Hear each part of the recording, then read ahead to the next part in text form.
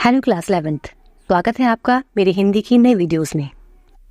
आज हम जो चैप्टर पढ़ने वाले हैं वो मुंशी प्रेमचंद द्वारा रचित है, जिसका नाम है नमक का दरोगा। प्रेमचंद हिंदी कथा साहित्य के शिखर पुरुष यानी टॉप मोस्ट लेखक माने जाते हैं। नमक का दरोगा प्रेमचंद की बहुत ही चर्चित कहानियों में से एक रही है। इस कहानी को आदर्श और सच्चाई के एक उदाहरण के रूप में देखा जा सकता है।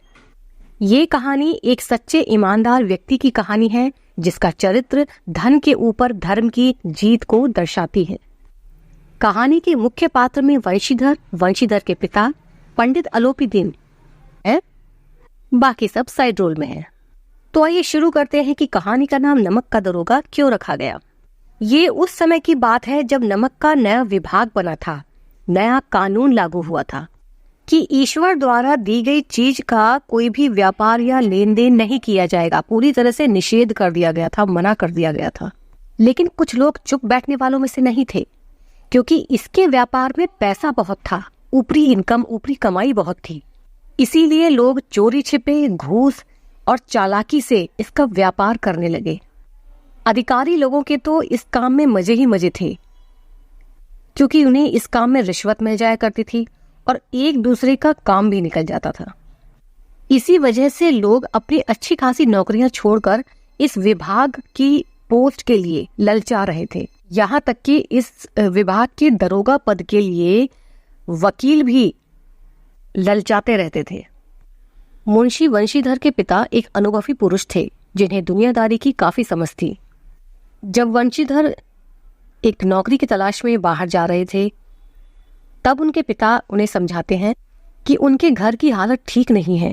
बेटियां घास फूस की तरह बढ़ रही हैं, यानी जैसे घास फूस जो होती है वो बिना खाद पानी के कहीं भी जल्दी ग्रो कर जाती है, उसी प्रकार बेटियां भी होती हैं, पता ही नहीं चलता कि वह कब बड़ी हो जाती हैं।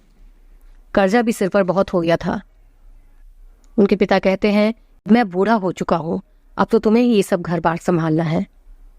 वे कहते हैं कि नौकरी में पद कैसा भी हो ये ध्यान मत देना, क्योंकि मंथली इनकम जो होती है वो पूर्णमासी के चांद की तरह होती है, जो महीने में सिर्फ एक बार दिखती है, और ऊपर का पैसा तो लगा ही रहता है।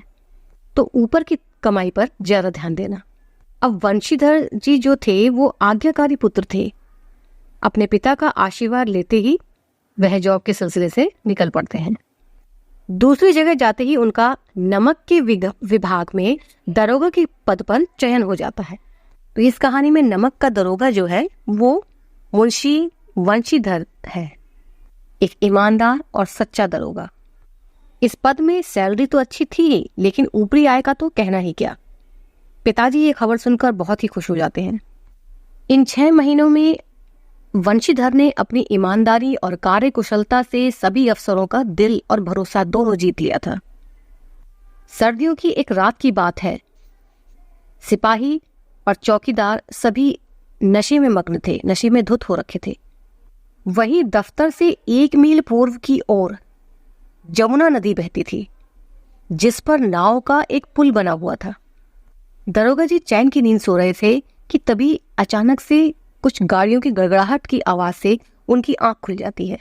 शक होने पर वह रात ही अपनी वर्दी पहनकर पुल की तरफ चेक करने के लिए निकल पड़ते हैं कि आखिर हो क्या रहा है। गाड़ी रोककर पूछते हैं कि किसकी गाड़ियां है, क्या है, कहाँ जा रही है। आदमी लोग बताते हैं कि पंडित अलोपीदीन की गाड़ी है। अब ये पंडित अलोपीदीन कौन था? पंडित अलोपीदीन उस पूरे एरिया का एक बहुत बड़ा माना हुआ जमींदार था, जो लाखों रुपए का लेन देन किया करता था। अंग्रेजों का भी उनके यहाँ आना जाना था। जब दरोगा जी गुस्से में पूछते हैं कि ये गाड़ियां कहाँ जा रही हैं, तब उनके हड़काने पर घबराकर लोग बोलते हैं कि गाड़ियां कानपुर जा रही हैं। दरोगा जी को जब शक होता है तो चेक करने पर उन्हें पता चलता है कि उस गाड़ी में नमक के डेले थे, जिनका व्यापार किया जा रहा था, जो कि बिल्कुल पूरी तरह से निषेध था। सूचना मिलने पर पंडित अलोपीदीन दरोगा जी के सामने आते हैं।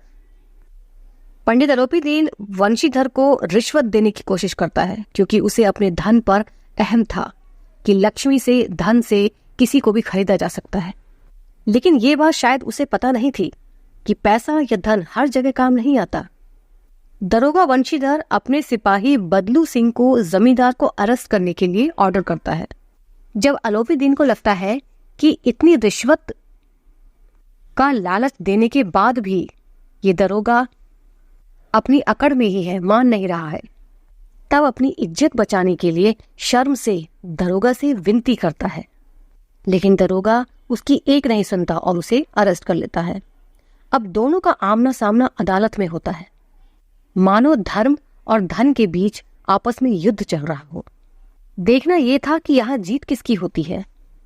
दरोगा जी के पास सबूत के नाम पर केवल सच्चाई थी और गवाह बिके हुए थे।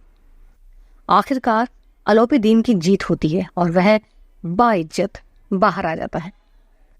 इधर वंशीधर को अपनी ईमानदारी और सच्चाई का इनाम मिलता है। उसकी सरकारी नौकरी चली जाती है। निराश होकर जब वह वापस घर आता है तो उसे पिताजी और बाकी घरवालों की नाराजगी देखनी पड़ती है। करीब एक हफ्ते के बाद उनके घर पंडित अलोपीदीन आता है। आखिरकार सत्य के आगे उसका सिर झुक जाता है। अभी तो वंशीधर को अपनी ईमानदारी का असली मेहनताना मिलना बाकी था। सरकारी नौकरी से बर्खास्त हुए वंशीधर को पंडित अलोपीदीन अपने यहाँ अच्छी सैलरी पर रखकर अपनी जायदाद का मैनेजर नियुक्त कर लेता है और खुद ही उसके आगे अपनी गलती की क्षमा मांगकर कहता है कि भगवान आपको वैसा ही धर्मनिष्ठ दरोगा बनाए रखे जैसा नदी किनारे पर मैंने देखा था। इस बात से घर के सभी लोग बेहद खुश हो जाते हैं। इसीलिए हमेशा ईमानदार और सच्चे बने रहें। रास्ता थोड़ा कठिन होता है, मुश्किलें आती हैं, लेकिन जीत हमेशा सत्य की ही होती है। ओके बच्चों, तो ये थी कहानी नमक का दरोगा। वीडियो पसंद आए तो वीडियो को लाइक, चैनल को सब्सक्राइब कीजिए।